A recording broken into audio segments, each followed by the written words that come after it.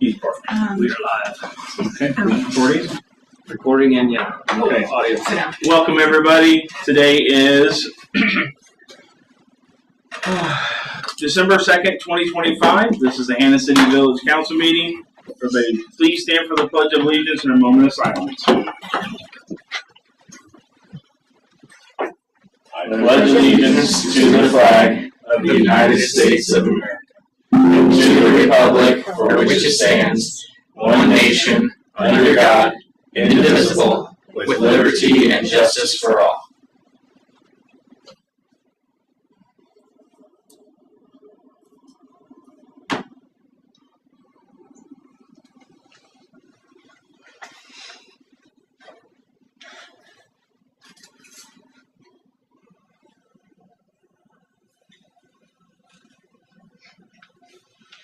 Thank you. You may be seated.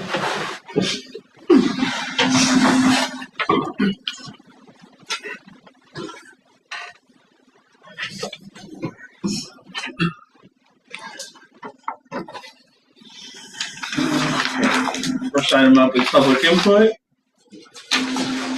Danny's got one online. Yeah, I'll get. I'll do that first real quick. Danny, are you just here to observe this again this evening, sir? That's correct. Thank you. Go by agenda. Yeah. Okay. First up, we have James Middlemas, Peoria County Sheriff's Department.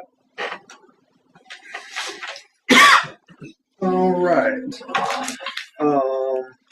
And Brian, please jump in here. So I'm basically here. Brian had some questions just with service out here and some things, some concerns with some of the records that he gets, our reports that he gets, with requesting a little more detail and some of those kind of things.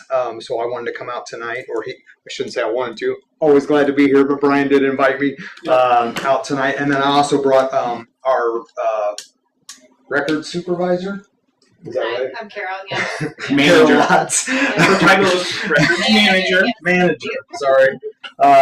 So I brought her with me because she's much smarter than I am when it comes to some of the reports and records and things like that. So she actually offered to come along, and I absolutely told her to come on with me if she needed to. So in regards to the reports, I think you'll see today, Carol and I worked on this the last few days. Carol did most of it. And came up with basically added something for your reports. I don't know if you all have seen the reports or who gets to look at those. Or yeah, the email comes to Eric and Tony and myself. Okay. So there'd be the only three at this point that have seen So it. basically what we put in there was, how does that come into us? Like, what is that dispatch that we are getting? And we're kind of at the mercy of it. When we get these, we're kind of at the mercy of the city because these are all dispatch records, and that who does our dispatching. They run all your CAD too. Yeah. So I think it run. Yeah. Which that's a whole other thing. She's been sitting there all day. So we did add that other category to those. I think that'll give a lot more clarity to some of these things. And even when I was going through the old one, without having that dispatch description on there, you're just looking at you're like, what is this disposition? You can't join those things together without that description. So I think having that description in there, the dispatch description is going to take care of some of the issues that we were having with some of the reports. Certainly you can try to, if some of these things on here don't make sense to you, please ask some of those codes or how they're listed in there, and we can walk through some of those things. And just to be clear, that report shares anything that's reactive, meaning somebody called and said, we need assistance. This is all reactive. Now, if a deputy is doing directed patrol or random patrol, which they're out here, that would be a proactive activity. If he saw something and acted on that, that would go across the radio, and then that would then come across, if that makes sense. It does. Because I know there was some reactive, proactive type things. This is definitely all of the reactive stuff is going to be on here, and the proactive stuff will show up if they take some kind of an action. If they say, I'm going to be out of the car to check an open door. Yeah, the main Something- proactive at this point is if you're pulling over vehicles, traffic. But Correct. And Correct. so that'll be on a different report still? That's any motor vehicle stops are on here now too. So everything's on. Yes. Yep. So that would include then some proactive stuff. Correct. Yeah. The traffic stuff. Like I said, if there was an open door they wanted to check, things like that they put out over the radio, that's then going to go through dispatch, and that'll come through on this report also to do that. If they're just doing random patrol or directed patrol, that's not going to show up unless they take some kind of an action through there. Yeah, I understand. And I don't know what best way to quantify that. No, I think that's fine. I think things. I think this report probably is going to. It's a step in the right direction. Yeah, I think this made a lot of sense, and like I said, Carol, I'll give her all the credit in the world on that. She kind of jumped on that and got that going and got that Thank added. Is this what I'm going to get? Is this what I'm going to get now? Is that what we're talking about? Yes. Okay. Yep. That's So a lot better. you'll see this Yeah. column over here, Yeah. dispatch description. So now you're not just looking at that stuff on Well, what the heck that. it used to be similar to that, and then it got. I don't know what happened. Chief, if I could interject. Absolutely. Okay, so we used a program called CrimeView, and CrimeView they discovered uses software called Silverlight, which makes our security very vulnerable. So we had to stop using that. So when we stopped using that, we got a hold of the city, and we're like, we understand we can't use that. We don't have a contract.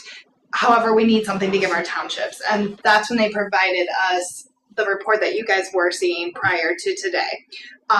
The report that we used to be able to run in CrimeView, I could export it into Excel. I could filter it out. I could give you guys way more than what I can give you right now.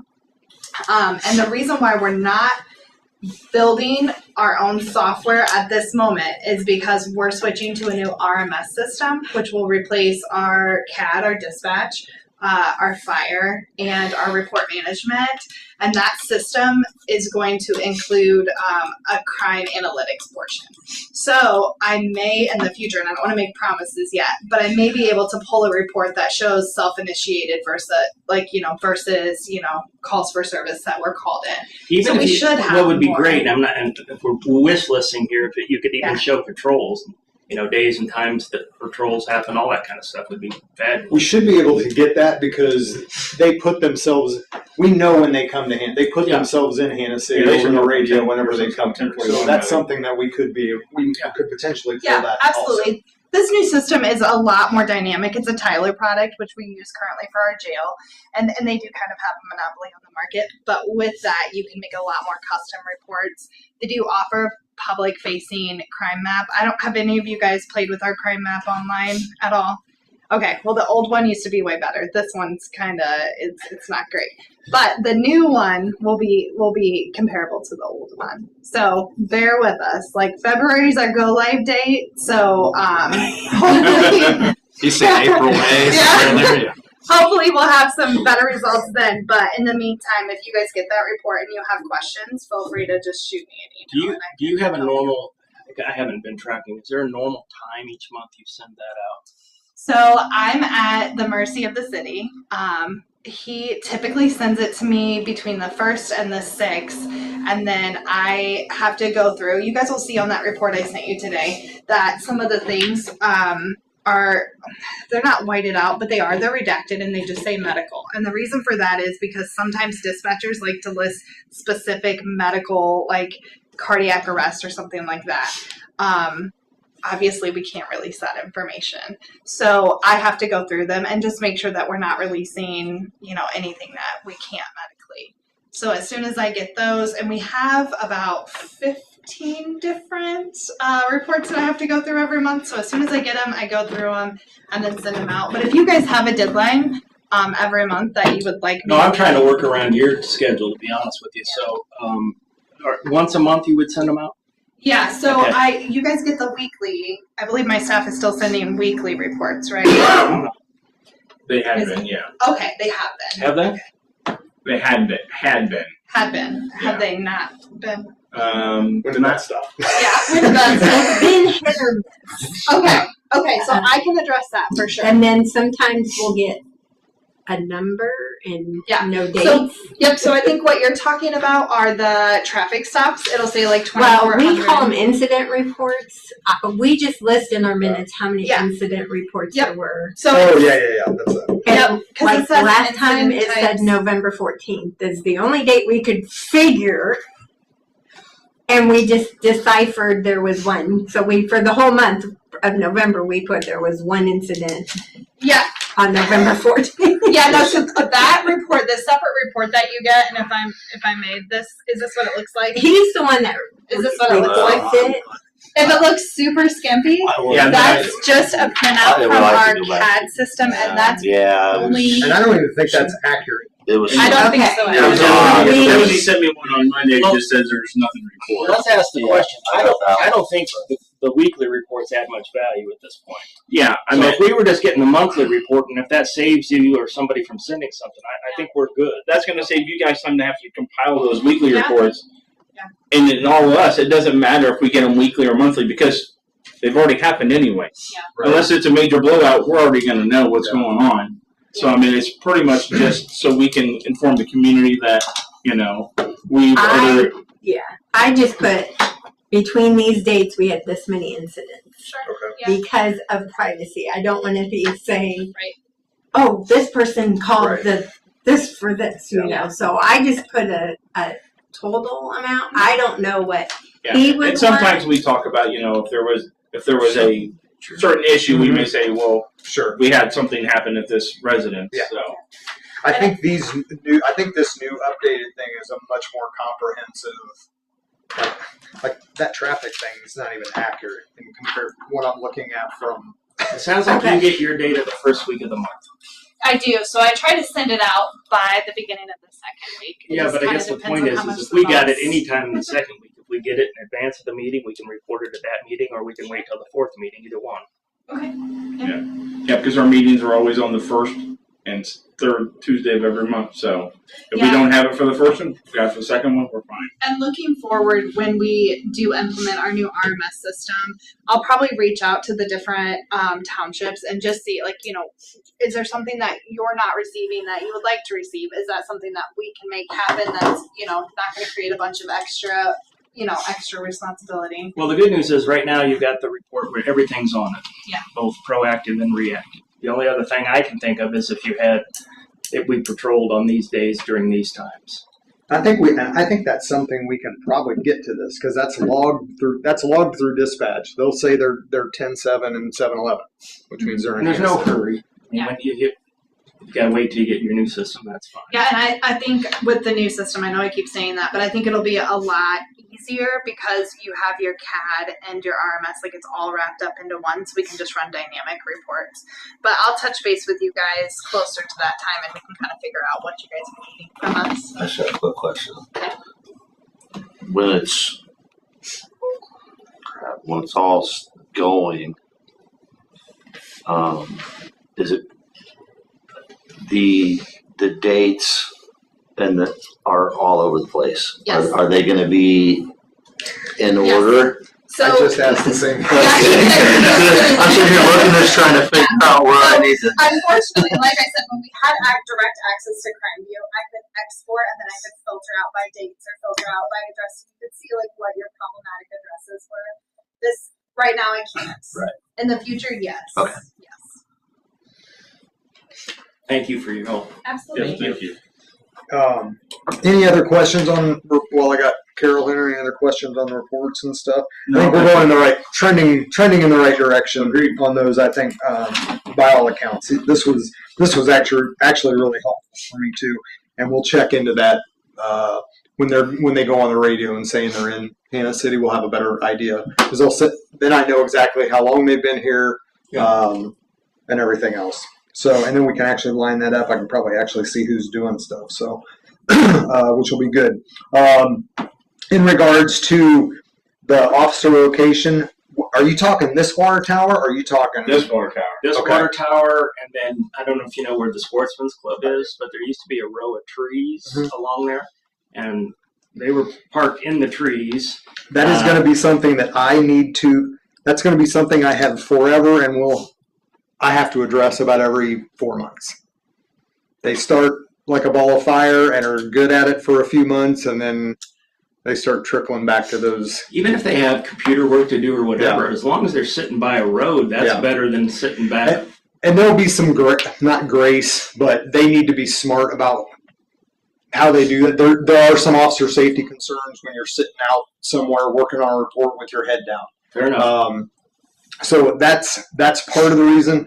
Not making excuses for them, but all of us, when we do reports, will go somewhere where we're not worried about people coming up from behind us and things like that when we've got our head down working on a report. My biggest concern is community perception, meaning people saying, how much are we paying? Yeah. And I see them parked here and here, and they're not. Completely agree. Yeah. And that's I just sent an email out and went to 2 shift briefings to address that the other day. So I think message was received. And the lieutenants seemed like they were on board, but that's going to be something I will remind them basically seasonally to do that. And I'm not going to run around and report people when I see them. At the end of the day, we can do. have these general conversations. Then I know exactly who it is. So I'm not yelling at everybody because it's probably the same couple guys that are out here doing it that go to those same spots. Sure. And if you're deputies, they're not officers, deputies, need a place to come, use the bathroom, be secure, we'll get a key in a lockbox and put out there and give them a code. So if they need to come in, do a report, so they're not out sitting in their vehicle, they come in here, be comfortable, do their report, use the bathroom, do what they need to.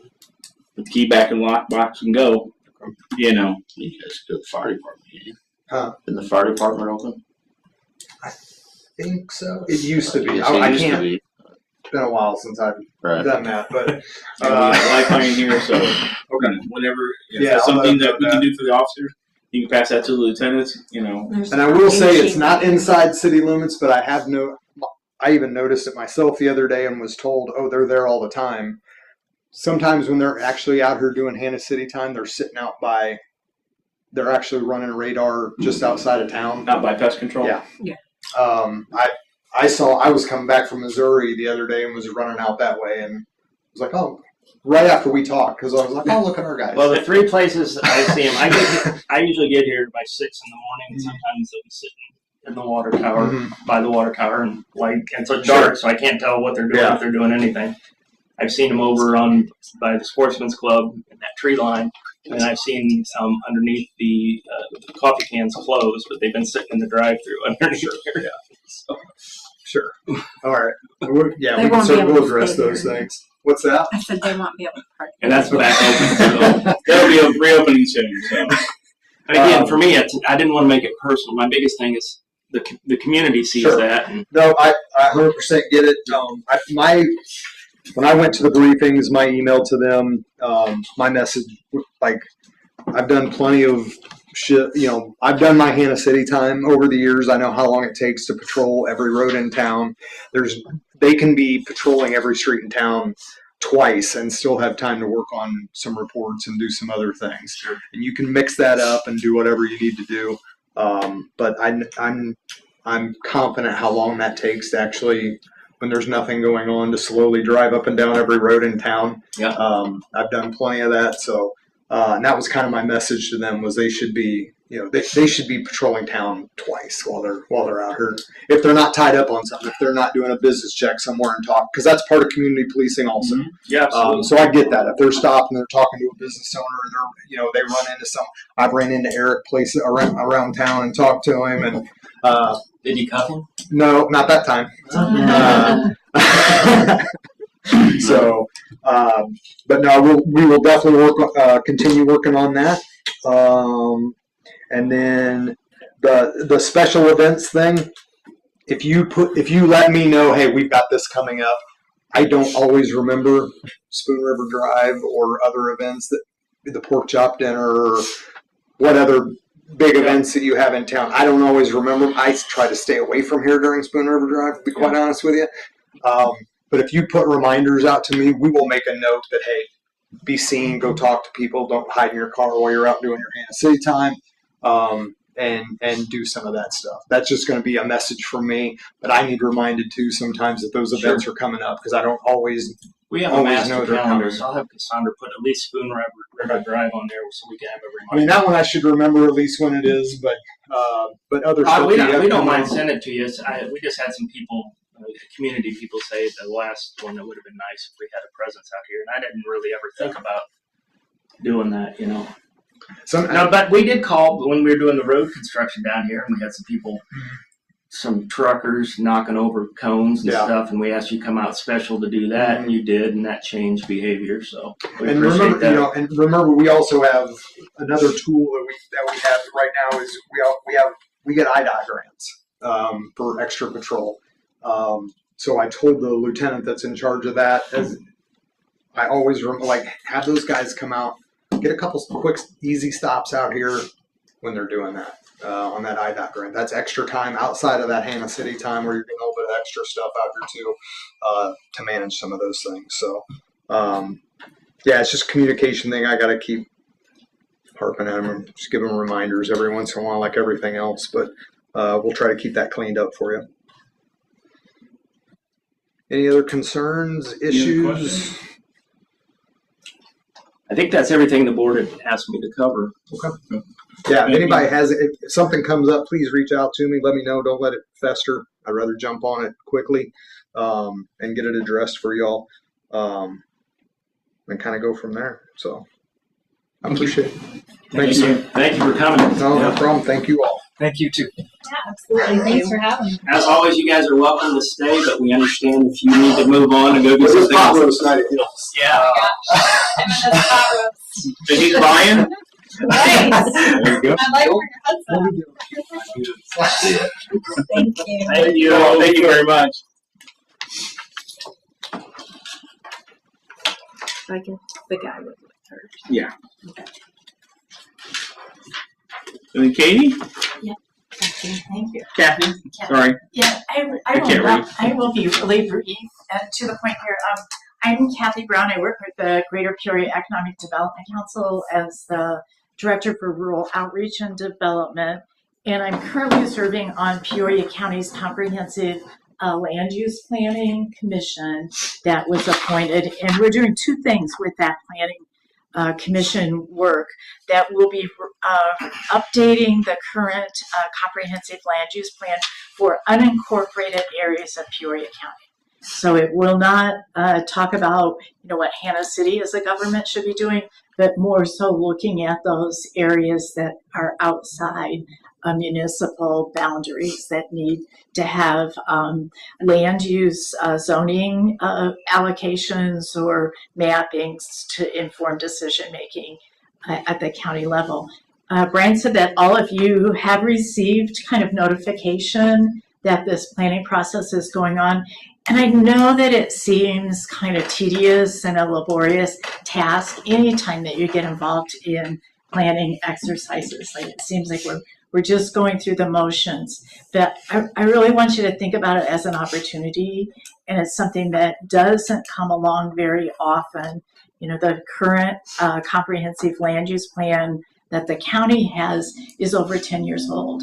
And so it's really important that you keep those plans up to date because it sets an agenda for where you want to invest your resources going forward. So it is a really critical exercise for the county as a whole to set that future orientation of where they want to set their priorities, making the investments play. The other thing that it does for you that probably is sight unseen is that without a current comprehensive land use plan, and this holds true for the village as it does for the county, that's your key to opening state and federal grants. And it's almost like the very first question you're going to get asked anytime that you fill out an application for state and federal funding: do you have a current comprehensive plan? And if you don't, sometimes state agencies or federal agencies will not even consider your proposals because they want to know that there is significant community backing behind the project that you're going to pursue as a community.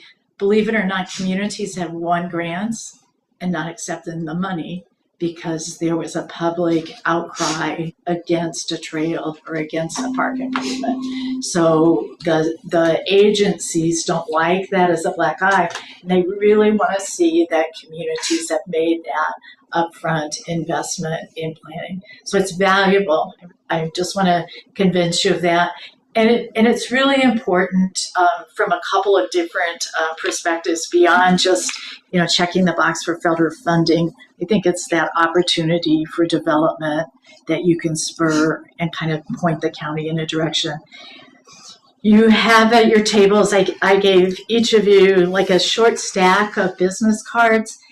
This gives you a link directly to the survey that is online. If you could help us by sharing that with others, even though the plan doesn't talk about Hannah City per se, it's going to talk about the land outside of Hannah City. You all have great knowledge and understanding of the county that because you're a local government official that a lot of citizens don't have. So we would really love to hear your personal opinions about what needs to happen. If you haven't done this survey, I encourage you to do so. We sent it out on our app. I told these guys to fill it out. Yeah, about 850 residents that would have received it.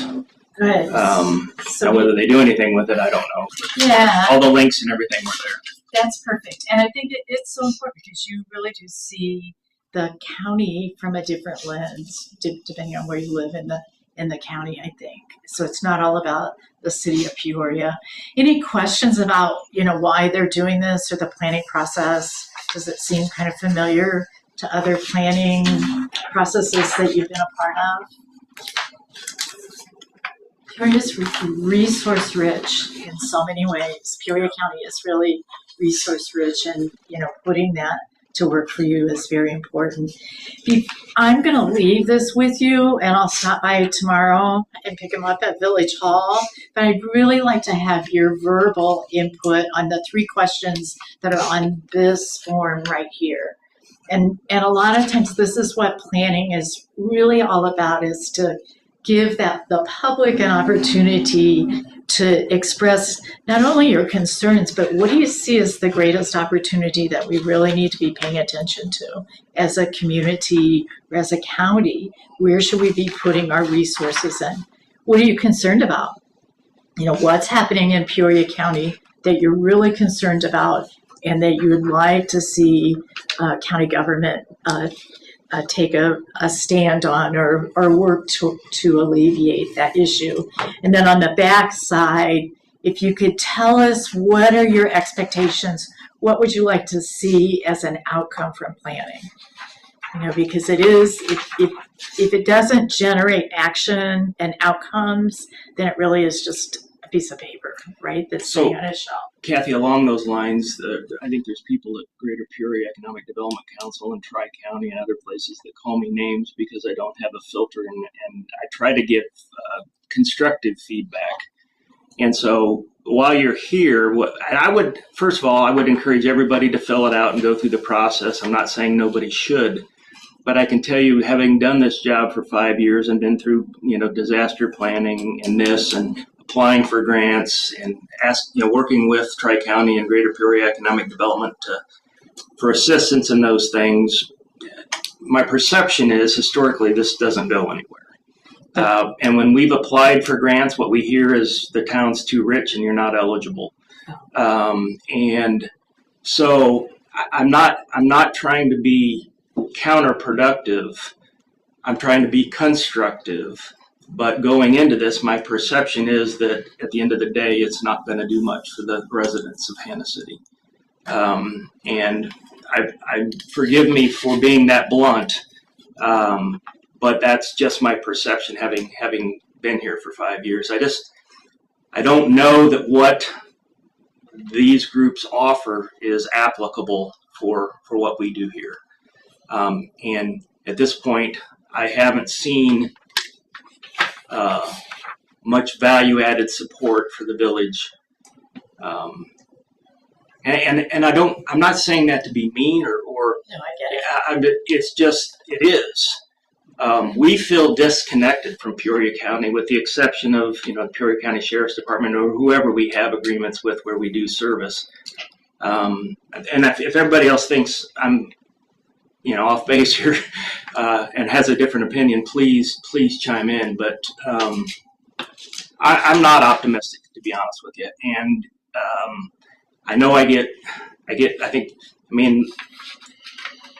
I've challenged the groups to come out and give us a presentation and show us how you can add value to the people who live in Hannah City, how you can lower their costs or increase their, quality of life, and nobody's taken me up on it. And so I realize that if we don't do it, we may not be eligible for grants, but we're really not eligible now.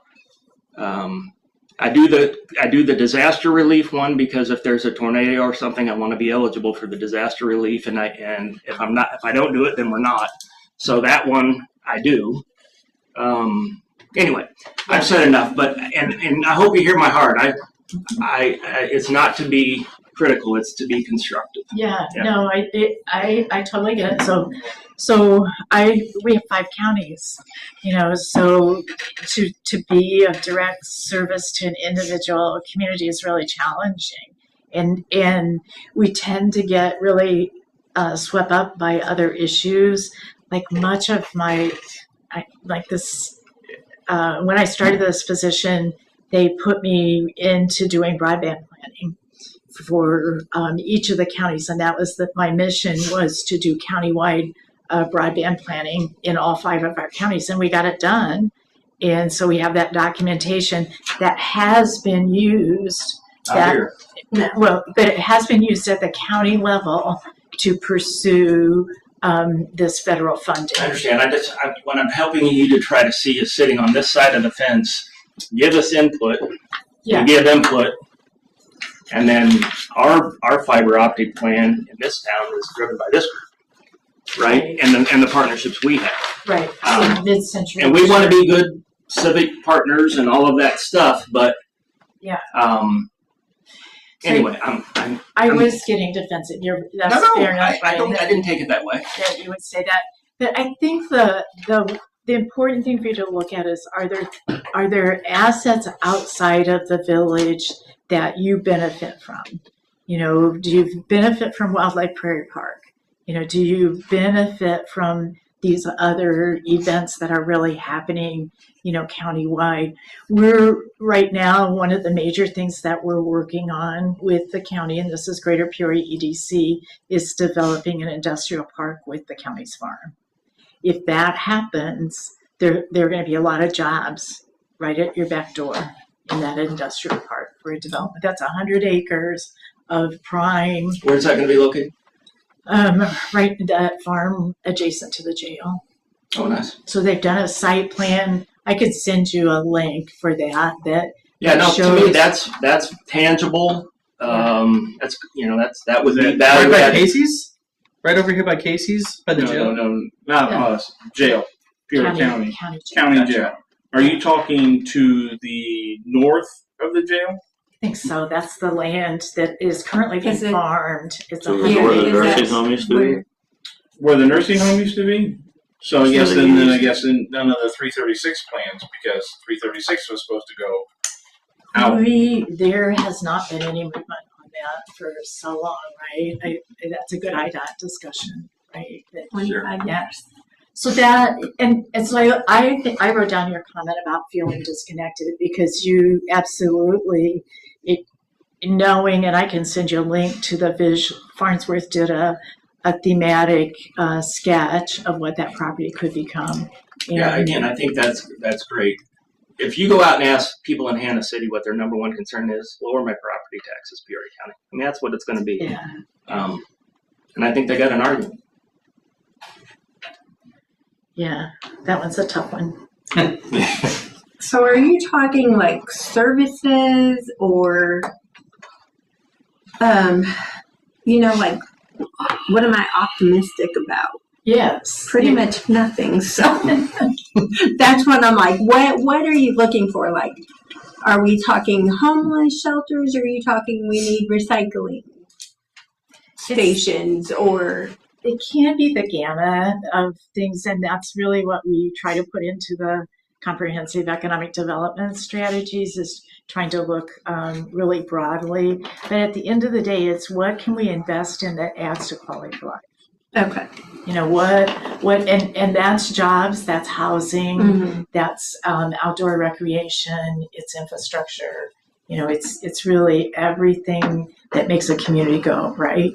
Yeah, and one of the big things is, as far as for the community, with retailers and things like that is, I know with Peoria County and the city of Peoria, a lot of places have lost, their grocery stores, things like that. How long has it been since Hannah City had a grocery store? When the Red Fox was in Hannah City, and so that's a great example. What if Peoria County could leverage Hy-Vee, and they could at least put distribution stations where you could order your groceries, have it delivered out to Hannah City, and the people that come through could pick it up on their way home. You order online, and a grocery store would be even better. Oh, yeah. Well, Walmart have these mini stores. I don't know if anybody's seen these in the South. They have them all over through the South, and they do great business.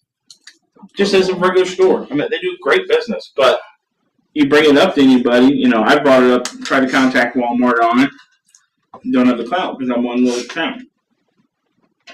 That's the stuff that the little towns need help with from Peoria County, is how do you aggregate their needs and bring solutions. It's, again, I've been doing this 5 years, and I'm no expert at it, but this town is on its own. These people here manage this town. Yeah. We're, other than Peoria County doing the tax assessments and sending us those dollars and the sales tax and that kind of stuff. These guys here, people here, ladies here, and they run this town. Yes, I think that from a business development standpoint, that's what we see in a lot of our small towns. And I think what we have been able to do is help connect them to, so your idea about getting to Hy-Vee management. I think that's something that within our team that we could help facilitate those kinds of conversations, or help identify alternative models.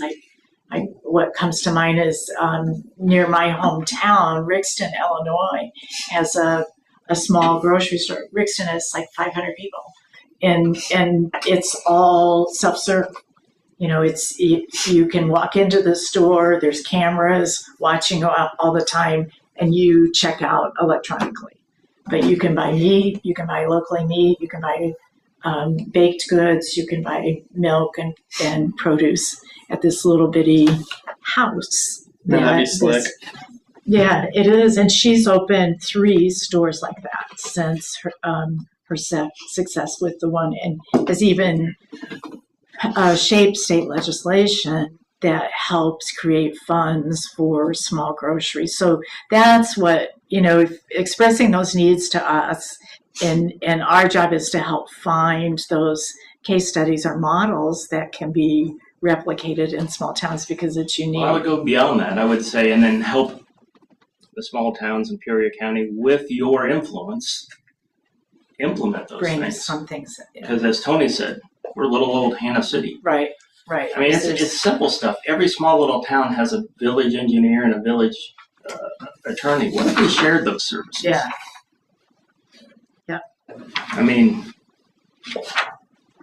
Public transportation is a big one. We don't have bus service. We have County Link, but funds are limited with County Link, so. It's a great list. No optimism.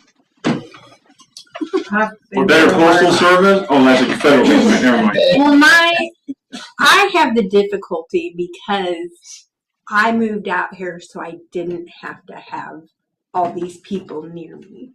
Oh, right. So I go into Peoria. No, I don't like traveling when I need something for dinner, but I go there and bring back what I need. And I'm only concerned about myself and my family. I'm not concerned about everybody else. Okay. So I see the need for a small grocery store, but I wouldn't want a huge grocery store that drew people from the edge of Peoria over this way, you know, from Edwards or Kickapoo. That's not my vision. That's their vision because they're probably more optimistic than I am, but I don't want to bring in. To her point, the things I'm optimistic about are contained within Hannah City. I mean, in 5 years, we're going to have our basic infrastructure pretty much in place and a funding plan to keep it that way in forever, as long as we keep doing the same things. You know, we just added a robotic manufacturing company to town. You know, we got to get maybe another gas station coming in. But the housing market is also stale, so a lot of people don't want to come to Hannah City because there's no new residents to be sought of. You know, Farmers don't want to sell their ground for subdivisions. Right. You know, county needs to look at, working with,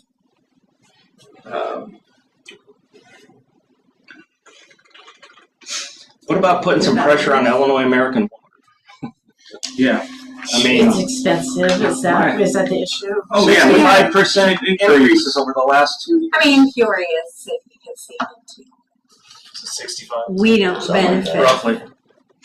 I mean, we're 1,200 people by ourselves, but Peoria County gathered everybody together and we started making some noise. I mean, Okay. Any other concerns or opportunities? That's a great list. Well, there's a trail back there that you could maybe swindle and do something with. Is that still in people's minds? Oh, yeah. Oh yeah, but it's not financially. we'd love to have it, but when it came time to fund it, everybody ran for the hills and we were the last one standing. And they won't sell it at all. Everybody abandoned us. Yeah. Yeah, and there were stipulations on that property with the rail banking and DNR about when things had to be done and how things had to be done that were not even feasible unless you were a major. But that's an example. area. Tri-County led that effort, and then when we got down to the end of it, it was, Hannah City was leading that effort. And it was like, we don't have how many millions of dollars to take care of that, because they were like, oh, you need to make a handicap This isn't accessible. And it personal. needs to be I done. know some people, and I've been sharp with some people, and I shouldn't have been, but I just, Right. if you ask, Right. Did you do your comprehensive park plan? I don't think we did. We have our own park board or District. park district, so they would be doing a park. Here's what I tell people. We're a small town. Yeah. Part-time people, most all of us, right? Yeah. And these things come with these requests. If we don't see value on the back end, we're not going to put resources towards doing the upfront work. Yeah. So value. We don't have the resources to do that. We have to stay focused on On the things that we need and the infrastructure and taking care of our citizens' needs that we have. Yeah, we even tried to get just a small section so we could do it for our town. For the trail. And that was, they wouldn't. Yeah, that's hard. Yeah, it has to. The connectivity is what they're striving for. Yeah. Any other concretes as far as outcomes? I wrote down actionable and contributing value to the local communities. I mean, the one big one would be, and I think we've already asked all the questions, but EPA says we need a new $3.5 million water tower. And we've worked our way through that process. We're shovel ready, and we're working with the IEPA to get a forgivable loan, a low interest loan. But we haven't been able to identify one grant or anything. And when I call people and ask in Peoria County or wherever, for help or whatever, the best I get is somebody will look into it and they'll do, the first thing they'll do is the income study for the town, and they'll go, well, you're too rich. You're not going to be eligible for anything. So you've got this is a town that runs its operational budget is about $1.5 million. and we're gonna put up a $3.5 million water tower. And to be honest with you, these people have done the work that we can do that. Financially, we're in a position where we can make that happen. But it'd sure be nice if there were more resources and support systems. Yeah. So how is your collaboration with the township? They refer to you as a township. None. We have Logan Township. I've never talked to anybody from the I township. think they cleaned some of our, We clean the outside road. like, In Peoria County, it's the which sheriff's they department. unincorporated area. We send the assessor's office the permits that we did every month. Sometimes we deal with, when we do construction on the roads and stuff, we deal with Jeff Gillis and that Right, group. Peoria County Um, Road Commissioner. yeah, but we don't have our touch points with Peoria County or the townships are very limited. You can change that. Do you know? Yeah, that's something that can be tangible. Well, again, I don't need those connections unless there's going to be some. Unless there's added value. I mean, and it's not that we don't want those connections. It's just Yeah. Comes down to bureaucracy. You don't want to get bogged down in the bureaucracy. exactly. I mean, we're in our small community. Even though you may be a Democrat, you may be a Republican, we don't have those parties. We have people's and citizens parties. So we're all the same. Do you have a current, as a village, a current comprehensive land use plan? I think there was one done pre-me. Yeah. I think Fred did one. If Roger. I couldn't put my hands on it or tell you what's in it, but I know there was a original comprehensive plan that was done. But there again, I wouldn't come to, if this group told me, Brian, go do one, I'll go do one. But I would say I don't think there's any value in it. I mean, that's based upon what. So Greenfield is completing theirs, they're just about done, and they're going to be doing, zoning. You can do land use preferences for a mile and a half outside your. So what we're doing is we're rewriting our code book. Like a lot of small towns, we took Peoria counties and stamped it. We're going to spend the money to rewrite our code book for Hannah City, and in that will be the building code and the zoning and all of that. So technically, I guess that would go into a land use plan, but and we'll have where things are going to be zoned and so forth. But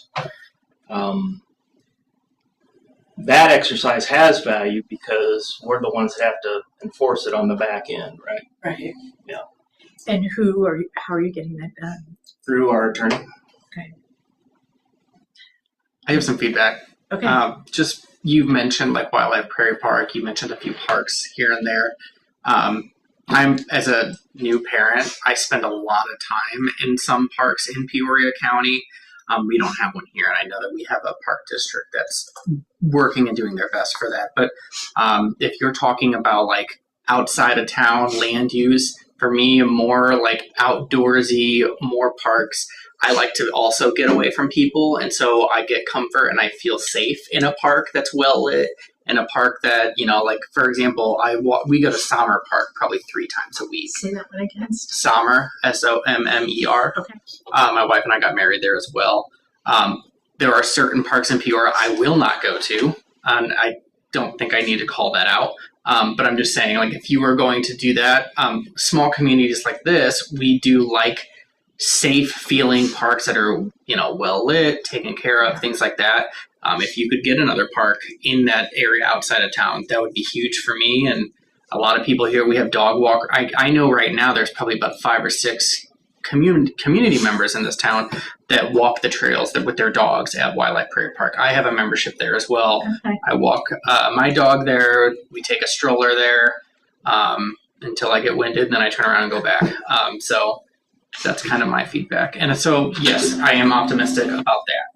So that's what we tried to do is Pekin Lane down to Taylor Road so that people could, and then from Taylor Road down to Wildlife Prairie Park, have a trail so people could ride their bikes down to Wildlife Prairie Park But we couldn't get even that small piece done. And that was with Tri-County that you worked with? Yeah, I mean, we tried. Yeah, it was kind of a consolation prize after the trail, went down. We just asked those questions. That sounds like a great connection. That road's not very easy to travel to get to Wildlife Prairie, that Blacktop Road, but that would be a wonderful connector. Well, and then there's I think there's a bike trail somewhere down on Route 8 or walking. I've never gone into it. Oh, I know the one you're talking about. Kinsey Park. Yeah. Okay. Yeah. So, I mean, there's something that could connect To. they could connect to that, also type of thing.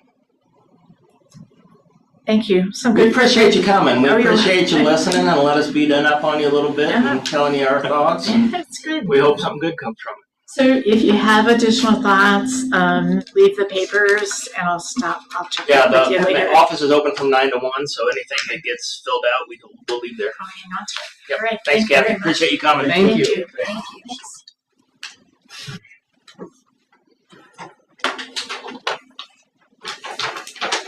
Everybody should have a copy of our November 18th, 2025 meeting minutes.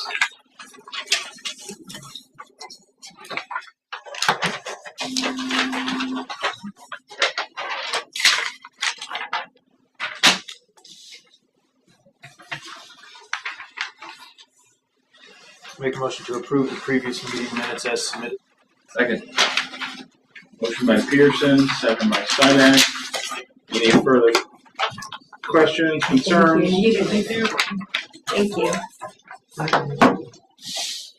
All those in favor, signify by saying aye. Aye. Opposed, nay. Motion carries. Treasurer report. Few things to bring your attention to. Illinois Funds interest was $7,300 for the month of November. Yay. Yay. Where's that? It's in there, I promise. I know, I just got to find it. Okay. Also, there is a report in here that shows the year of NPTO, showing what each employee is going to be doing with the PTO at the end of the year. And the reason I put that on there is if they're getting paid out a week, you're going to see a payroll at the end of the year that's going to be high because they're getting paid out for the next year. Yeah, you're going to see an extra payroll for that. I put vote on the agenda. This is in the handbook, so I think we can do it, but I always put vote just in case you want to. And then again, year-end bonuses. I just did a report of what we did last year for bonuses. Last year we did $100 per person and netted that to each person. So I just pulled a report together that showed what the gross would be and what the net would be. And that I do think we need to approve. That's something that needs to be approved, yes. If you guys want to do it. If you don't want to do it, that's fine. Could you speak to the $450 that went out to one Ronald Gully? Yeah. Because the Public Works building is gone, the backhoe loader needs to be in a heated environment, and we don't have enough space in this building. So he's got a heated barn, and I rented it for $150 for December, January, and February to put it in there so it stays warm. I figured as much. Yep. Yeah. And what I did is I looked up the market base rate, and 150 was the low end of the rate. And so I went to him, and he goes, "Well, you don't have to pay me anything." And I was like, "Well, we're going to have to." Yeah. So it's the low end of the market rate. Okay. Make a motion to approve the treasurer's report and pay all outstanding debts. Second. Motion by Pearson, second by Sidak. Any further comments, questions? I did also want to point out one other thing before you guys vote. The attorney salary, we did not pay them last month because of the timing of the way their invoices came in and the way things happened. So there is too much worth of legal fees there, just so you know. Wait a minute. I would like to make. I'll make the proposal that we do the year. We gotta finish this one first. Oh, okay. Sorry. Just 1 second. I thought we were just skipping that for some reason. It was a quick minute. So, motion by Pearson, second by Sidak. Any further discussion? And we'll roll call it. Miller, Yeah. Pearson, Yes. Johnson, Yes. Sidak, Yes. Wiley. Yes. Oh, sorry, I don't know why I do that. Motion carries. Now the staff holiday bonus. Yeah, I'd like to make a motion that we pay and do the $100 holiday bonus as shown on the final page. Second. Motion by So Johnson. does that need to be written as the price? Or Oh. as the net? Yeah, you're approving the $900. Yes, I apologize. I'd like to make a motion that we approve the $906.58 for end of year bonuses. Second. Great, thank you. Motion by Johnson, second by Sidak. Sorry, I just wanted to make sure. Questions or comments, concerns? It's a sore spot. And we'll roll call it. Pearson, Yes. Johnson, Yes. Sidak, Yes. Holt, Yes. and Miller. Yeah. Motion carries. Just got my notes today.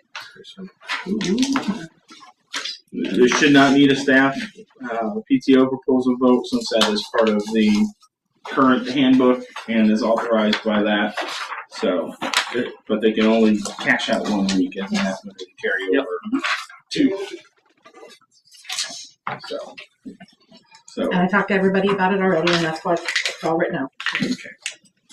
Anything on the treasurer's report? Any questions for Cassandra? Thank you, Cassandra. If you don't need anything, you can go. Oh, I'm okay. Just curious if they're rolling over, cashing out 1, rolling over 2. Did many of them have more than that? 2 of them. Several of us are taking like every Thursday or every Friday to get them Oh, burned. yeah. To force you to do it. Yeah. Jim has to take, He has to take days. we course, force he's him been every. here. So we 30 only years. allow you to roll over 2 weeks? Yes. Okay. We'll cash out 1, roll Yeah. over 2. Well, I mean, the max you can roll over is 2 weeks. Is 80 hours, yeah. And the truth Okay. is, when Oh, we that's start fine. the year, she reminds everybody that what the rules are when she gets at the beginning of the calendar year. So we'd rather have them use it. And It's the only reason I'm off this week is because I had a weekend. Wish I had PTO. Take so much. Okay. Thank you, Cassandra. Engineers? the only thing is the RFP is out, and waiting for people to respond and give us information for the engineers. Oh, okay. For the engineer, being the village engineer. And then how was that taken? That was good. Brandon was great and appreciative, and I made sure he understood that it wasn't about him or Joe, or that everybody thinks they're a good fit. Not sure that Farnsworth is, given their size and fee structure, and but he can still apply, and maybe they are the best one, and they should. And, Okay. Terms report, Shauna? We've just been working on the code, giving Brian some drafts. If anybody has any input that they would like to get to Brian, so he can get it to me regarding business regulations or anything in Title VI, which is infrastructure, just let Brian know and he'll get it to me. Other than that, we're working on it. our hope is to have in the next packet that goes out for the meeting, the public Title VI was the public infrastructure chapter, so you guys can review it and we can vote on it on the 16th. Other than that, I don't have anything else. Okay, thank you. They have parking and stuff in general regulations. Parking, that one's already done. Public infrastructure is basically easements, everything between their property and our property. So it's kind of like easements and right-of-ways, water, sewer, that stuff. Administrator's report. Okay, so you need this document right here. It was kind of separate from the packet because it came in late. I just want to walk you through where we're at on the financing for the Public Works building. So if you follow along on the income side, you see that 208,632. That's the money that we got for when we sold the property. That was the net amount that we got when we sold the property. And on the right-hand side, so far, we purchased the property for 51. We did a down payment on the building of 59. We did the engineering and the legal and the demolition. So that all adds up to 158,036. The ED off to the right of the demolition means we used economic development dollars from that. So in the public works savings account, we have more than the balance between those two things because some of that money came out of economic development. Then we also are working on a $600,000 bond. This process is way more complicated than I thought. We've hired Jacob and Klein, and we've got Raymond James that we've got to look at, and we've got Miller Canfield.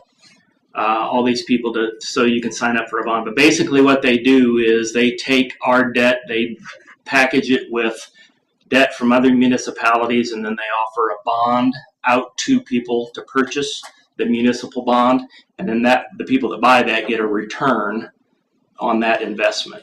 Okay? And the good news is that as we've gone through and looked at the financing opportunities, Ryan and I and Cassandra, it's this one looks like the best. It's 18 years. It was a rate of 4.1%. And it doesn't have we wanted a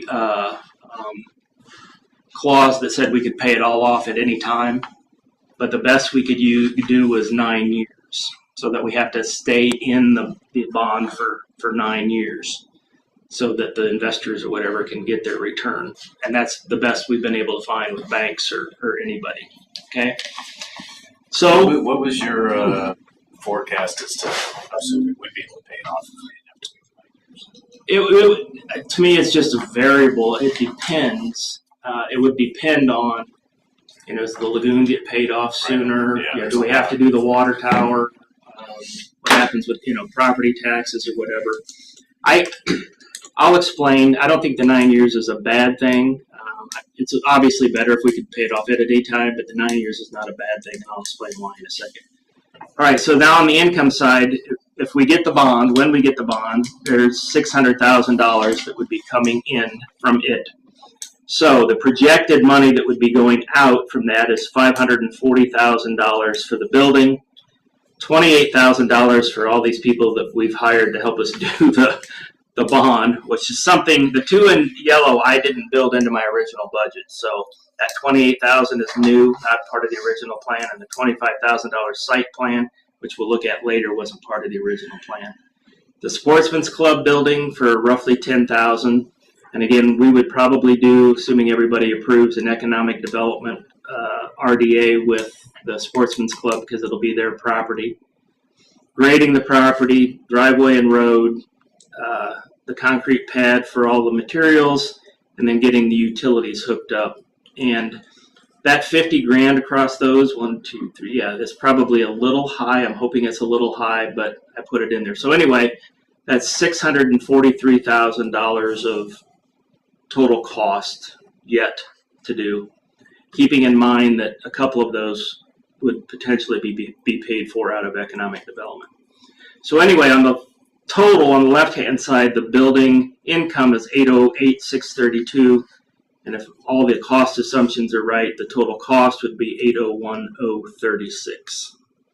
$50,000, we had said on the budget it was $70,000, but again with the 28 and 25 for those two things, we're sitting at what? That's $32,000, $33,000. Excuse me, $53,000 higher unbudgeted stuff. Right.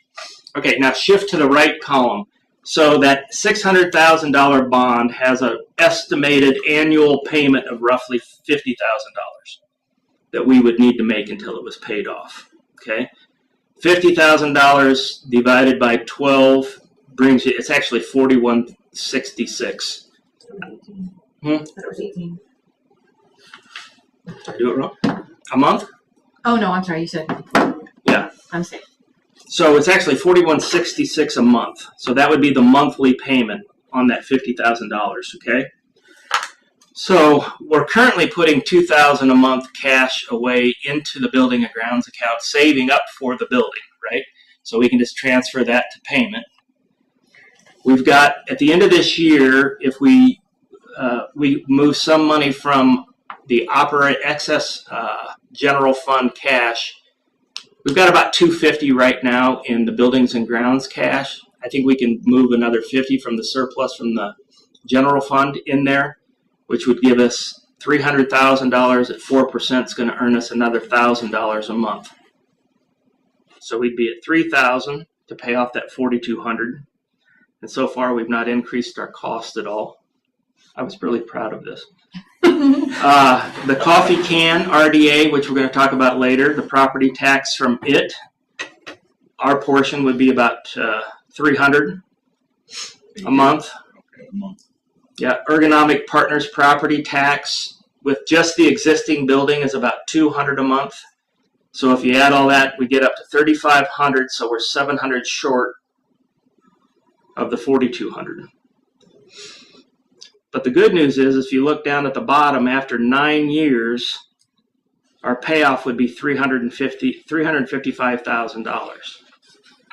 Well, in buildings and grounds, we've got that $300,000 sitting there earning 4%. So in 9 years, it earns $108,000 worth of interest. So we'd be at 31 or 310,000, I guess, right?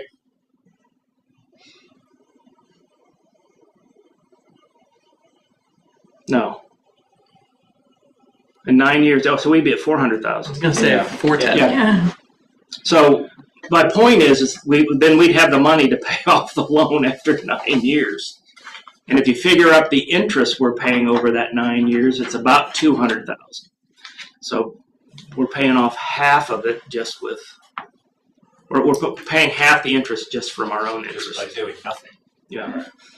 And all this stuff is going to happen. There's no new cost here to pay this thing off in 9 years. And the story gets even a little bit better. If you take that Ergonomic Partners property tax and move to the right, they build their new building. It goes up. In 2026, that property tax goes to $1,250 a month. Now we've got excess. So when people start saying, well, you went and spent $800,000 building a brand new public works building, yeah, we did. But we didn't increase our costs. Yeah, we haven't. We found new income to cover it. Yeah, we have to pull anything from anywhere. Yeah. Really like it. Good work. Pretty impressive there, Mr. Beal. Well, that is 5 years of planning and doing the hard work and putting money away. I mean, that just doesn't happen, right? Doing economic development and developing, I mean, all that stuff came together to help us make this happen. And Illinois funds. Awesome. And Illinois funds, yeah.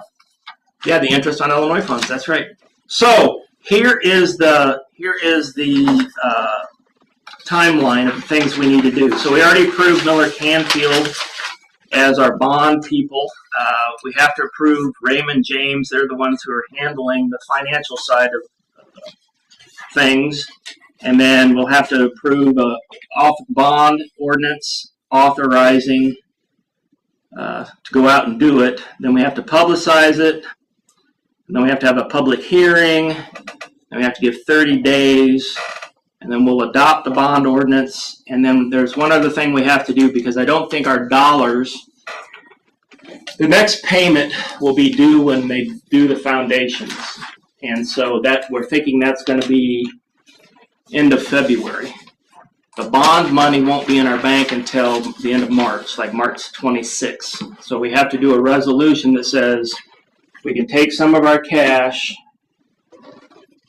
spend it to pay the $118,000 that's due to do the next step of the building. And then when the bond comes in and we get the $600,000, we can use that money to put it back in our cash. Does that make sense? Yeah. Okay. And we're allowed to do that with the bond money? Yes. As long as we do this reimbursement resolution. Okay. So looking at the total cost compared to the total income, there's not a whole lot of wiggle room there.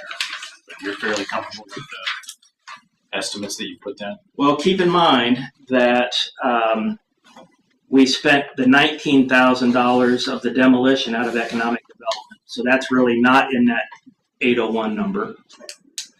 And if we do economic development for the new building and we do economic development for the driveway road, there's another 20,000. So now you're 40 grand that's not in that 801 number. Okay. So I think I'm comfortable, but I don't know. So I didn't expect 50 grand that we weren't expecting. Yeah. Yeah. Okay.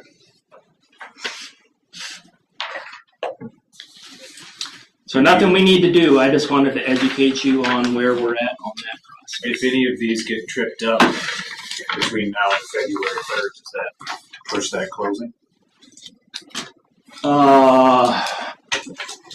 Yeah, probably. Oh, and the other question I asked on the call was, how many people have you turned down? And they're like, we'll look at your financials, but everything we've been told that you guys are going to be fine. So the chances of you not getting approved will be slim. Because I didn't want to go through this whole process and have them go, well, sorry. Yeah.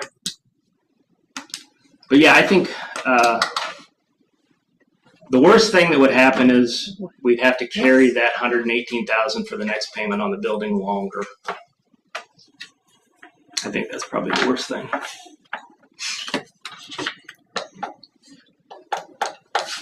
I'm done. Thank you, sir. Yes, that's awesome. Great work. Thanks. Committee reports. Comparison. Yeah, you can see there we've got the 2025-2026 tax levy ordinance. Just Mr. Baylor can get in some more detail on it. At the end of the day, I think Shauna can throw something at me. I understand the municipalities have to do this. I think it's kind of a low value added exercise. I understand why they ask us to do it, but basically it's not changing really the amount of money that's coming in, other than it's 5%, right, that we can increase it without a truth in taxation. So I guess that 5% does go up. And then the rest of it is just showing where you're going to allocate it within your budget. And then all we have to be able to do, if somebody was to come in and audit it, is prove that we spent it out of those funds. Did I say that right, Shauna? Mm-hmm. Yeah. So I think the purpose or the perceived value by government entities is that you're telling your taxpayers where you're going to use their money, and then you're using it where you told them you were going to use it, and you can prove it. That's what this exercise is about. But it doesn't change how we'll budget. It doesn't change how we manage anything. We just make sure that we put it into accounts that we know we're going to spend it within that calendar year, and Cassandra can track it and say, see, we spent it there.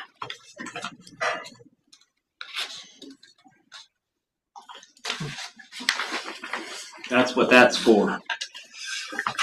It's interesting that street lighting is an item that's kind of mixed in with these other Social Security.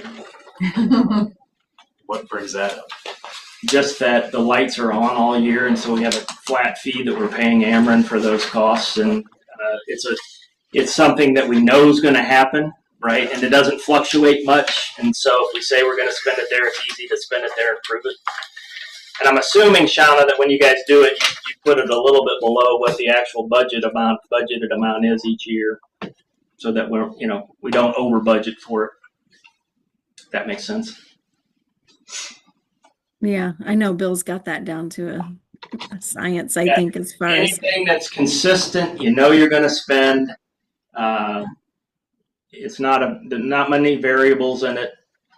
That way, when the end of the year comes, you've proven that you spent what you said you were going to spend it on. Make a motion to approve the 2025-2026 tax levy ordinance. Second. Motion by Pierce, second by Snyder. And this needs to be sent to them. Yeah, so electronic copy to Shauna, me, hard copy to Cassandra. Ordinances are always two numbers, though. Remember that. Ordinance number 25-12-01. We have a motion to second. Any further discussion?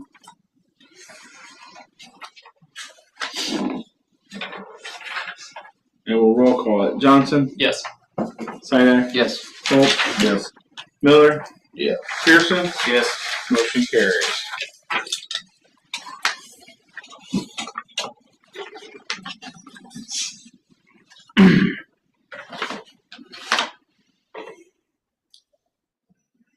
Planning and zoning, Mr. Holt.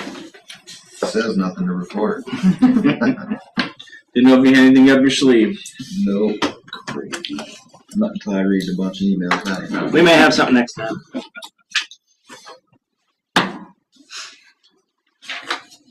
Sanitary sewer, Mr. Johnson. Nothing to report under sanitary and sewer. Water. I do have one thing to report here. You will see it in your packet. There is a quote here from DNN Auto Body. So what had happened was Jim had backed into something at the lagoon. There was some damage done to his rear bumper, so this is the repair. Our deductible is going to be $1,000, so we're leaning towards just paying this DNN Auto Body outright. So I would like to make a motion that we approve this and pay that $1,300.54 to DNN Auto Body for repairs. Second. Our guys gotta quit backing in the stuff. Motion by Johnson, Yeah, second by Sidak. Ride him up for that.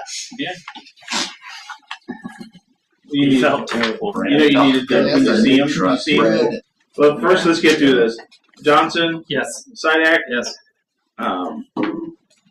motion and second. Any further discussion? Then we'll roll call it now. Sidak, Yes. Bolt, Yes. Miller, Yeah. Pearson, Yes. Johnson. Yes. Motion carried. You need to tell Jim that the board approved to take it out of his pay. What was that bonus discussion we were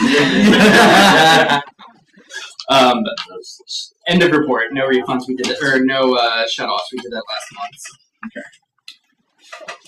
month. Public Works site, Brian. Okay, so how quickly they turn on us. We have, so we're in a unique situation. We're, I guess technically, Farnsworth is still our engineer, even though we've notified them that we're putting it out for bid. But I asked Caleb to put together a quote for a site plan. In other words, and basically what they do is they give you the specs for the road and the driveway, how deep, how much rock, what material to use, all that kind of stuff. The grading, which is important to make sure that it runs the way it's supposed to. And Caleb was, I trust Caleb, as I think we all should, but the quote to do that site plan is $25,000, which is the new number that I showed you in the that was unbudgeted. So I was like, yeah, how quickly, dude? You're 1 minute you're on the board, and the next minute you're giving us a quote for a site plan that's $25,000. So I guess I have a procedural question. I'm assuming we can approve this, even though we're in limbo on our village engineer. And then the second question would be is, do we want to? And I spoke with Caleb about it, and we would require it if it was a business that came to town that was going to do it. We're going to require it of the gas station when they get here.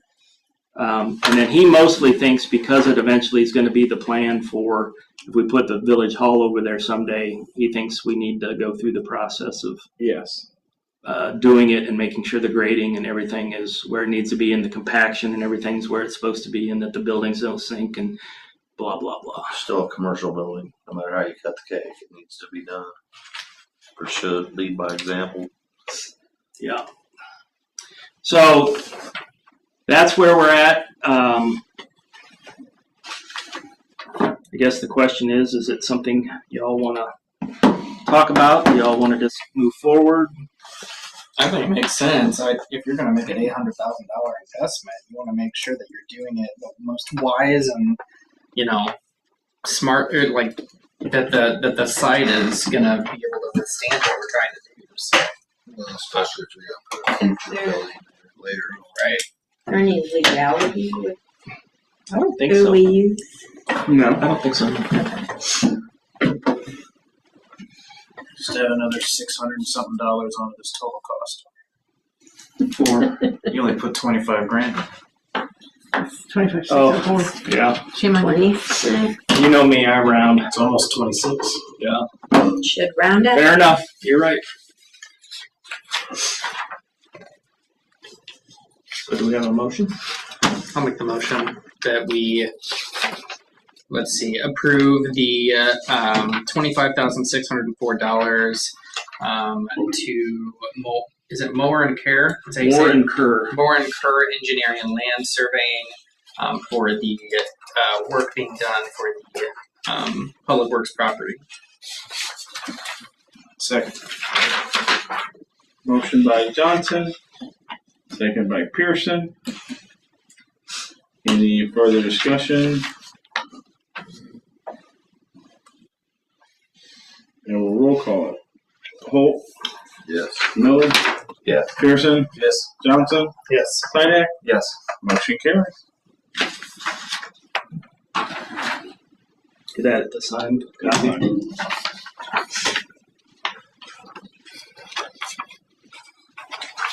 Zach, you want me to take this next one? Well, I mean, we've got our redevelopment plan, or not redevelopment plan, but the sort of agreement that we would have with the new coffee can.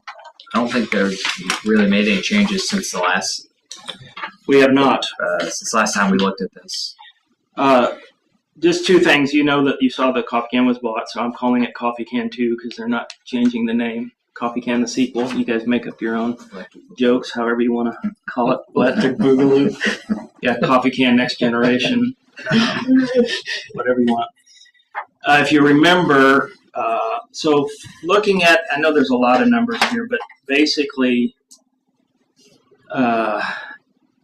it shows what the real estate tax increment, the net real estate tax increment amount is at $8,000. So, well, let me back up. Most of the time we do these to incent somebody to invest and build or to buy.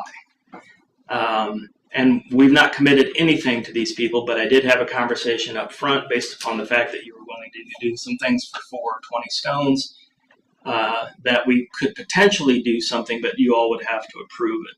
They went ahead and bought it without having any approval or anything, but we do want them to succeed, right? So what we designed is that they would get half of their property tax back for 5 years. And so that's a guaranteed amount of money. The good news is with the coffee can agreement, there was a cap. So we would, if the original coffee can was still going, we were getting no property tax and we were getting no sales tax, right? With this, we're now getting 50%. That 50% is roughly $4,000. So the $2,000 number that I had in the plan, or $200 a month that I had in the plan, comes from that property tax, which is guaranteed that we're going to be getting. Okay. The thing I didn't include, though, is we're offering them back 75% of their sales tax. And the reason we did that is it's performative, because if they don't sell anything, they don't get anything, right? But if they do sell things, then they're going to get some dollars back. So roughly between the two things, their property tax, if they perform at the $500,000 of sales a year, they're going to be able to pay their property tax for 5 years out of what they're getting back from this agreement. Again, we weren't getting anything from the original coffee can agreement, so we're getting 25% of the. Is that an initial agreement longer than 5 years? There was a cap, so they got it up to the cap until it was fully reimbursed. So it could have gone quick if they sold a lot. It could have gone forever. I didn't include that 25% in my analysis for the. I just used for the 25% of the sales tax I didn't use. So that's extra income that's going to come in. The other thing is keep in mind that this is only 5 years. So if you look at that, if you look at after 5 years, if you look at 2031, we'll have 4 years left on the loan, right, for the new property. All of a sudden, we're going to jump up to $19,000 between property tax and sales tax. in 5 years. We got enough cash to pay the loan for 5 years. So there's a windfall at the end of this. So I didn't have it on here for a vote, but Have they seen anything like this? Huh? Have you talked to them about they've not seen this detail. We had a general conversation, and I told them that all they know is I told them that what's the total number? Is it like 59,203 over 5 years, so roughly 60 grand. So I told them that we were putting together a package that would reimburse them roughly 60 grand over 5 years. That the most they would get back on the property tax would be half, because we wouldn't guarantee more than that. And on the sales tax, there might be more, but again, they've got to perform in order to get that, as do we. So they get 75% of their sales tax back for 5 years. Yep. Is that the norm? No, I would say that's, well, I mean, for a long time. well, that's the original agreement with the coffee can was 100% to hit the cap. So this is way better than what we did there. We're getting something back. And it's really, I would say, don't look at the 75%. Look at the fact that they're basically getting in total 60 grand over 5 years, so roughly 10 grand a year. And that's if they sell $500,000 worth of stuff. That's the only way that's what they would get is 10 grand, roughly 10 grand a year. So I tried to get them to a place where my goal was, the reason I came up with the numbers I did, Eric, was to try to give them enough to cover the total property tax on the property for 5 years so that we could help them be successful. And make sure that we're getting guaranteed money from the property tax, and what they get back is performative. So property tax is more of our income than sales tax, basically. Or Well, that's guaranteed. It's That's guaranteed. guaranteed. Sales tax is not guaranteed. correct. And he's trying to encourage them to stay here longer. So I think at the end of 5 years. 50% for 3 years would be good. Understand? I don't know nothing. Again, the reason I put it at 75, I was playing with the target of, I don't know what the property tax is, but I was playing with the target of trying to cover roughly their property tax for 5 years. I mean, we want them to succeed, right? So the way I look at it, it's better than what we had before. We're guaranteed half of the property tax, and what the 75% on is performative, so they have an incentive to sell more. If they sell $1 million, then we're going to get 25% of $1 million. And they're getting more money back. What? This would kick in when? January 2026, next year. When are they intending on opening? Don't know. Soon. That's what he told me. That's all I've seen is soon. I didn't know. Well, there was a lot of people inside it yesterday. I think they're closer than, I think they're pretty close. So I'll bring this to the next meeting for a vote. I didn't know if it was going to close or not, so I wasn't sure we're going to be ready to do it at this meeting. So plus, I wanted to review it with you guys and send it to CEDC. They viewed it. I got some feedback. They thought it was okay, good to go. So did you see that they did post something on the Facebook page? Yeah, we're gonna have 2 coffee places right next to each other. Black Sheep is expanding a little bit in their area too. They even said they're putting in a drive-thru. Yeah, I was going to ask you about that. Would that be covered under any BDG or anything like that? Because I was talking to the owner the other day, and she said that she's going to have to put in a bunch of money into that drive-through, to the health department and things like that. I didn't know if that's something. Are they going to do a drive-through there? There is one there. There was already one there with that little that old the alley. Mm-hmm. Between next by the post office. That's already them, or if they know. They know about the program. I've spoken with the owner a couple times. And if they're in the district, that address is going to receive a grant card for 2026 in January. January. so they could apply. They tear down the garage. I think they might need to. It used to be a drive-through. Is that what you said? I know there's a drive-through window there. I don't know what it was for. At one point, wasn't it a gas station? And then it was a car dealer. Car dealer from something. I can remember, but maybe it was an ice cream store. It was a flower shop for years too. Yeah, the front half. Yeah. Or one Well, did Buskirks put in that window? I think they did. You did the siding and stuff on No. Well, good. I'm glad somebody's moving in there and doing something. it. Yeah, right. Yeah, I did want to. I know it's getting a little late, but I did want to discuss, since I'm glad you phrased it how you did earlier, Brian, about not only incentivizing businesses to move in, but also helping them succeed. And I was actually thinking on the way here, if our goal is to help businesses succeed, why don't we approach Black Sheep with something like this? Because they are already established. I know for a fact they have a minimum of 4 employees. They brought 4 jobs into town. They are pretty good as far as business goes. I'm in there quite a bit. There are lots of people that go in there. My daughter's in there. I've been in there. I really do think, since they're a small business, they're ran by somebody from the community. They hire people from the community. I really think we should extend. Maybe it doesn't have to look as incentivizing as this, but maybe some sort of assistance, because that's a small business I don't want to see fail. Agreed. To me, the question would be, what is it that they want to do? Because then we could decide the best way to approach them. Because part of their problem would be is they don't own the building, so property tax incentives aren't going to help them at all. That would be the guy who lives next door that owns the building.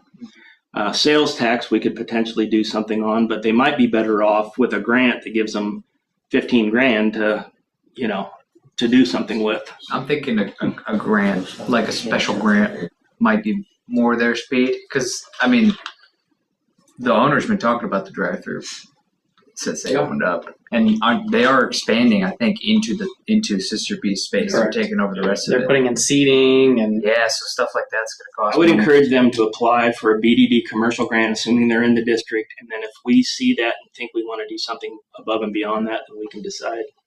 I saw Chatterton in there the other day. Yeah. So I know he might be on board. But yeah, that's something I think we should go for. And I'm would totally you not. reiterate that to her? I'll probably be in there tomorrow morning, 7 a.m. I was in there this morning and once last week. I'm in there like twice a week. Sarah went and got us treats the other day. That's good stuff. I got a sticker. I got a Black Sheep sticker on my cooler, so it's pretty important. Yeah. Anyway. I'm on the record. I'm Team Black Sheep. That's all I have. All right. Mayor, what's next? Time to go home? No, not yet. I think you want to talk about the center. Yeah. Center for Preventive Abuse. I forgot administration.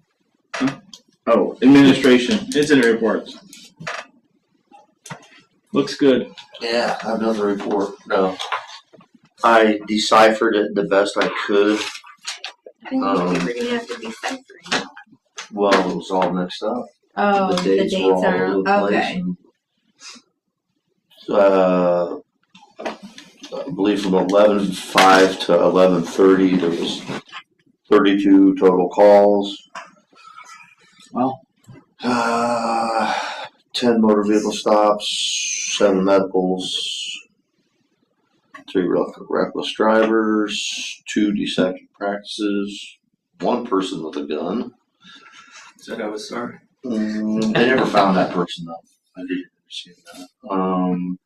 10 other disposition.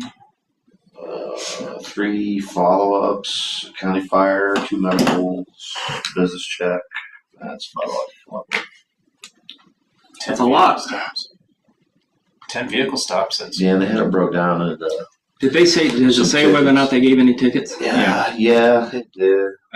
Traffic ticket issued, warning, Yeah, so I kind of did it. warning, so traffic crazy. ticket, warning. Had 5 warnings. 5 tickets. Yeah, I kind of just scribbling stuff down. I don't remember seeing it said a ticket. See 2 tickets issued.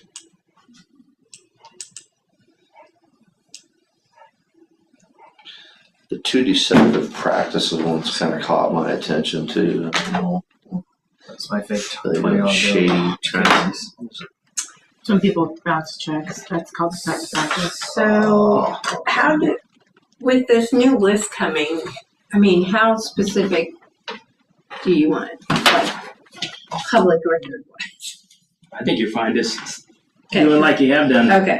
The number of incidents. I mean, I And then have I do the addresses amount. too, bro. Yeah, we don't need. None of that. And then I just do the amount of traffic stuff. Okay. Yeah, It'll I be think easier next time because it'll be in date order. I just kind of, I wasn't here last time and it's been kind of. Yeah, we had the November 14th Yeah. one incident. Well, we hadn't had it for, I mean, several weeks. Literally, that's all they, but I didn't realize they sent that weekly. That's why I was so confused. Okay. in the report. Yes. Other business, Center for Prevention of Abuse donation. Carol has reached out to me. We had a card too. We try to do a donation every year this time of year to help out the center. I know the Mayor's Association does one, but I also like to try to do one from us as far as that. So this year, being that we've had a decent year, normally we do. I think we normally do 500. I don't know. I don't remember. No. I'm sorry. I don't remember either. You can vote and say we do what we did last year. Or you can put a number on Oh, I it. threw those It'll be all what it'll away. be. Because they're in there. And normally we would do a $500 one, but I cannot make a motion, so I would recommend it. I make a We motion. tried to do a donation. Make a motion that we donate $500 to the Center for Prevention of Abuse. I'll second it. Motion by Sidak, second by Johnson. Any further comments, questions? Just took it out of mayor's salary. Take it out of the CDC fund. There is no CDC. They're all unpaid. And we'll roll call it. Miller. Yeah. Pearson. Yes. Johnson. Yeah. Sidak. Yes. Holt. Yes. Motion carried. The next meeting is December 16th, 2025. We'll have the proclamation for Jim and for Al for the Public Works Building. He and his family are going to be here. I think there's going to be people online. Do they know about it? Yeah. Okay. Me and Brian came in and talked to Jim. How'd that go over? Good.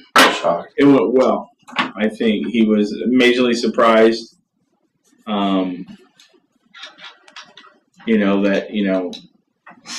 That we were doing something this magnitude, and like I told him, this is just one way of the community can say thank you to Swearingen's because Dad worked here for Many years. many years. Yeah. Jim started when he was young as a laborer.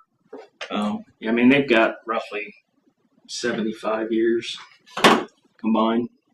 Yeah. So like I said, Jim and his dad are going to be here. I think family's going to be here. I think they got family that's going to dial in. So it'd be great if we're all here.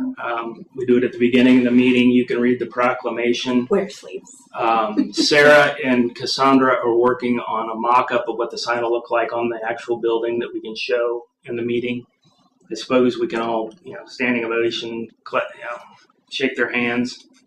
We're having a holiday gathering after when the meeting's over, so I'm going to invite them if any of them want to come and join us at that.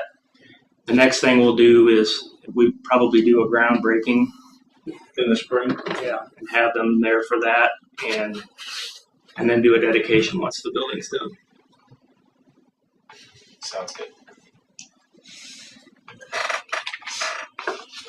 Nothing else? Confident that his dad to be Vietnam. Well, that's why we're doing the proclamation now. Okay, kind of. Where is the Dad does holiday have again? cancer. Yeah, he does have And he's what, 92. So yeah, we'll do the proclamation now. We're gonna have the sign, so even if he's not here, it'll be dedicated for in the spring. So, nothing else to come before the board. Meeting is adjourned. Thanks, Shanna. Thank Danny. Thank you. What are we doing Christmas party?